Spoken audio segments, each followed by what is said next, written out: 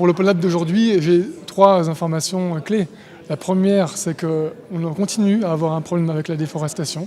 Le deuxième point, c'est que des entreprises se sont engagées. Le troisième point, c'est que des solutions existent, telles que le Palm Oil Innovations Group, le POIG, qui permettent d'assurer que l'huile de palme proposée met effectivement un terme à la déforestation. Alors il ne faut pas bannir l'huile de palme en tant que telle. Le problème, ce n'est pas l'huile de palme. Le problème, c'est la déforestation. La déforestation, elle continue à poser un grave problème au niveau mondial.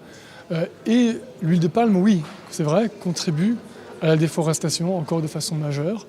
Il y a moyen d'y mettre un terme aujourd'hui, il y a des solutions qui existent et les entreprises doivent les mettre en œuvre. Mais la déforestation, c'est un problème très vaste et bien sûr, il y a plusieurs manières de l'attaquer. Du point de vue du secteur privé, et il importe aux entreprises impliquées dans le secteur d'adopter des politiques zéro déforestation qui soient très ambitieuses et basées sur les standards les plus élevés, comme les standards du POIG. Et la deuxième étape, c'est de faire en sorte que ces standards soient effectivement appliqués. Alors le Palm Oil Innovations Group, le POIG, est un groupement d'ONG et d'entreprises qui ont fait un constat relativement simple, c'est que les standards actuels de durabilité qui sont mis en œuvre par RSPO sont insuffisants.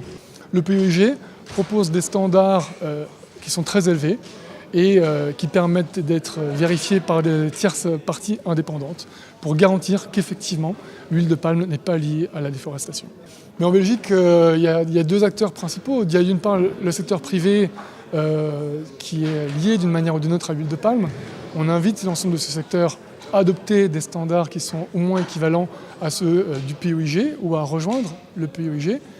Et ensuite, pour les acteurs publics, la Belgique doit soutenir l'initiative de l'Union européenne d'un plan d'action pour lutter contre la déforestation, ce qui implique nécessairement 2 volets.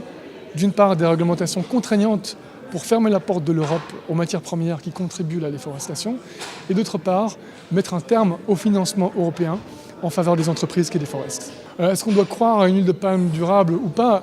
L'huile de palme durable n'est plus un mythe, mais ce n'est pas encore une réalité.